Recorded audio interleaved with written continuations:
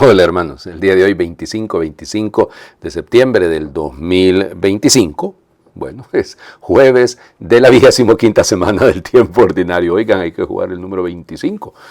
Estaría de cumpleaños mi abuelo Juan Ángel, bueno, para que vean ustedes cómo es la cosa. Ok, bueno, evidentemente ya no llegaría, oigan, ya cumpliría. Si él nació en 1900, pues estaría cumpliendo 125 años. Bueno, ok, hoy les voy a hablar de un beato muy particular, mártir. Es mártir, y mártir en una época en la que uno diría, y en una zona en la que uno supondría, hombre, muy complicado. Ya España había ocurrido la Reconquista, ya España estaba en manos netamente católicas, pero fíjense que fueron los musulmanes los que lo mataron en España, ¿sí? Ahí en la zona de las Alpujarras. Bueno, se trata de Marcos Criado Huelamo, nacido un 25 de abril de 1522, ahí en Andújar, en Jaén. Bueno, su papá se llamaba Juan, su mamá se llamaba María, algunos le ponen incluso Marina. Parece ser que era de familia acomodada, el papá era ya tenía sus posesiones, vamos, tenía sus cosas, y él es el menor de toda la familia, y entonces eso hace que bueno, el muchachito de pequeño un poquito difícil, pero fíjense que se fue moldeando el temperamento bastante bien, ¿no? Y todo viene de que él empieza a visitar a los trinitarios, a la orden de la Santísima Trinidad, y entonces en el conocimiento con ellos, que también tiene, y por eso quise hablar de él, porque los trinitarios también tienen la vocación de los mercedarios, ayer hemos hablado de ellos por Nuestra Señora de la Merced, de la redención de cautivos, y entonces por eso es que quería hablarles yo también de ellos, bueno, y de él. No es mercedario, es trinitario, cuidado. Bueno, y entonces muere su mamá cuando él tiene 9 años, y pues se queda con su papá y se quedan ellos dos, porque resulta ser que los hermanos mayores ya todos se habían ido de la casa, ya se habían casado y todo, y dicen los biógrafos que entonces empezaron a vivir como que si fueran monjes. O sea, la vida de ellos fue verdaderamente de austeridad y todo. Él estuvo de ermitaño en algún cierto momento, viviendo ahí cerca de la ermita de la Virgen de la Cabeza, así se llama ahí en Andújar. Ahí mismo así se llama, la Basílica de Nuestra Señora de la Cabeza, y es la patrona de Andújar. Bueno, igual, ya les digo. Pues resulta que eso le marcó la vida realmente. Él dice, no, ahí se compromete a entregarse plenamente a Cristo, llevando la cruz de Cristo, y ya les digo, regresa a Andújar, le cuenta al papá todo lo que ha vivido, y entonces el papá decidió, yo también me voy de religioso, entregó todos sus bienes, y lo que le tocó a Marcos, pues también él lo repartió, y véngase, fue admitido como religioso en el noviciado de 1536, bien simpático lo que le pasa, ¿no? Porque 1537 ya hace la profesión, empieza a estudiar la filosofía y la teología, no era mal alumno, pero fíjense que por un voto de humildad que había hecho él creía que no debía resaltar en nada, y entonces, pero lo mandaron por obediencia a que presentara el examen para que pudiese ser ordenado sacerdote. Ya les digo, fue bien complicado, porque al final, pues bueno, pasó más por presión, pero ya les digo, contestaba mal, aunque estaba obedeciendo. Bueno, el asunto es que es ordenado sacerdote y lo nombran predicador allí en el convento de Andújar. Se dan cuenta de la calidad de este hombre, no tienen idea ustedes. Como orador y confesor, su fama fue creciendo por todas partes, y él se da cuenta, y entonces pide por favor que lo trasladen a otro convento, porque no, ahí ya está muy conocido, y no le ayuda para su humildad. Se va para Jaén, allá estaba en Jaén, allá llegó la fama a Jaén, luego lo mandan a Úbeda, la misma historia. Por donde anduviese, el hombre era famoso, y entonces resulta ser que pues hay una revuelta de los moriscos, de los moros, de los musulmanes, y entonces se pide, tanto en Guadix como en Almería, que se dé una nueva evangelización en esa zona, que es la zona de las Alpujarras, ¿no? Y estamos hablando del sur, esa fue parte del califato de Córdoba prácticamente hasta el final, entonces por eso ahí había muchos musulmanes. Bueno, y entonces pues él se ofrece para ir junto con otro, pero el otro se murió, según parece, pero él se quedó, y claro, como era un excelente predicador, empezó a ser perseguido. Ustedes no tienen idea, todos esos pueblos, ¿no? A las orillas del río Almanzoro, con solo que se llame ya piensen, son términos netamente musulmanes, y ya les digo, la situación es terrible, se rebelan los moros en contra de ellos, los apedrean, los maltratan. Bueno, llega un punto en el que el 21 de septiembre de 1569, ¿cómo se llama? Lo metieron ahí en la iglesia de La Peza, se llama el lugar, La Peza, y al párroco lo mataron, y entonces a él lo capturan y lo llevan y lo cuelgan de un árbol, allá lo tuvieron y no se moría. Y entonces cuando ya el 25 de septiembre, viendo que no moría, pues entonces le partieron el pecho y le sacaron el corazón. Por eso así se representa muchas veces. Bueno, parece ser que la tradición dice que cuando le sacaron el corazón empezó a resplandecer y tenía ahí el monograma de la JHS, el monograma de Cristo, ¿no? Y ahí, bueno, entonces muchos de los moros se apartaron. Tenía apenas, hombre, vamos a ver, 47 años, porque 47, pero es 1569. Fue beatificado por el Papa León XIII en julio de 1899.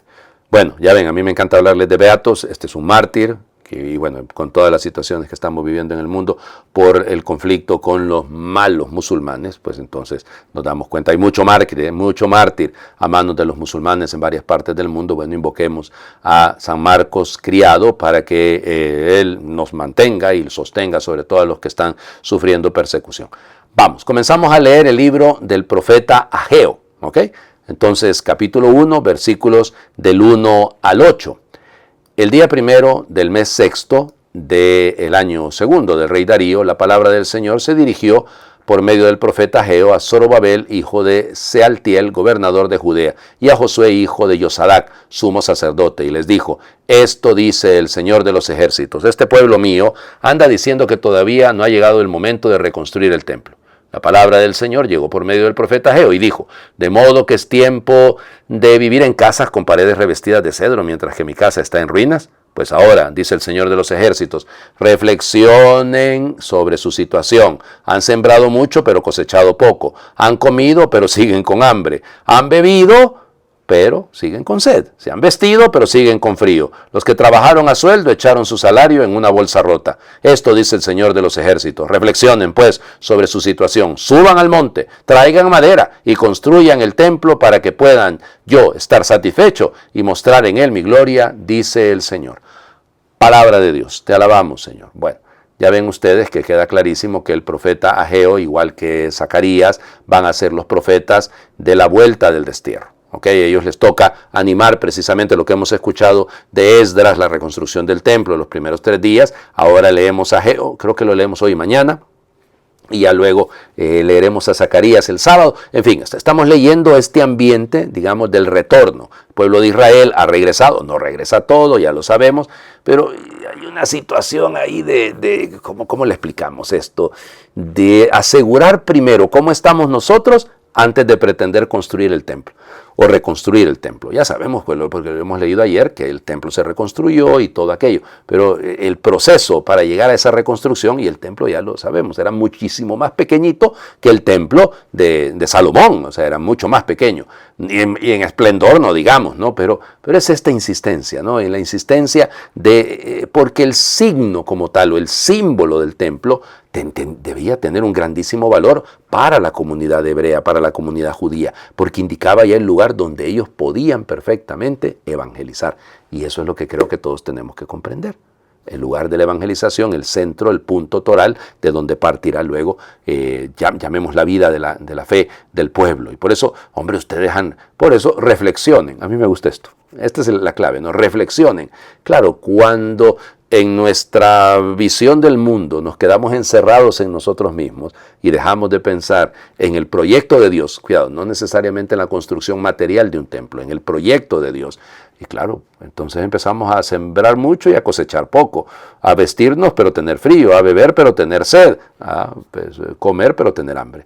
Es decir, cuando el centro de nuestra vida no es Dios, pues vendrá ese fracaso y vendrá esa situación tan dolorosa. Vamos al Evangelio. Bueno, después de ayer, de todo lo que hemos leído, ahora nos topamos con este Evangelio que es muy particular, ¿no? Muy, muy particular. Lucas capítulo 9, versículos del 7 al 9. En aquel tiempo el rey Herodes se enteró de todos los prodigios que Jesús hacía y no sabía a qué atenerse, porque unos decían que Juan había resucitado, otros que había regresado Elías y otros que había vuelto a la vida uno de los antiguos profetas. Pero Herodes decía: a Juan yo lo mandé decapitar. ¿Quién será pues este del que oigo semejantes cosas? Y tenía curiosidad de ver a Jesús. Palabra del Señor. Gloria a ti, Señor Jesús. Tenía curiosidad. Herodes pensó que era un asunto de diversión, Jesús, o sea, que era sencillamente ahí para que haga un milagrito y me entretenga. Tenía curiosidad. Hay mucha gente que tiene curiosidad de Dios o por Dios, pero no necesariamente son creyentes. Y a algunos de nosotros nos falta esto, ¿no? Estos días que estamos preparando, aquí en mi país, estamos preparando una gran misión que vamos a hacer en el 2026, escuchando, ¿no? Y fíjense, me sorprende, pero pasa. Tantos hermanos nuestros que conocen la fe, están catolizados, pero no están evangelizados. O sea, y cuidado con estos términos, ¿no? O sea, son gente que está en la iglesia, pero el encuentro personal con Cristo no lo ha tenido. O sea, el anuncio del querigma ha quedado muy pobre, muy pobre. Y entonces, claro, el conocimiento de Cristo, el encuentro con el amor de Dios, con el reconocimiento de nuestros pecados, con la conciencia de pecado y darnos cuenta que el único que nos puede salvar es Cristo, pues nada, entonces terminamos un poco como Herodes, ¿no? Ahí dudando, ¿qué pasa? No entiendo, no capto, no logro llegar a la profundidad de qué es lo que está detrás. Me llama la atención este Cristo, pero mientras no lo encuentre, mientras no tenga un encuentro personal con Él, no lo descubra como el amor de mi vida, y cuidado, ¿no? Aquí, fíjense, aquí el tema no es amarle a Él, es dejarme amar por Él, es dejarme llenar de su amor.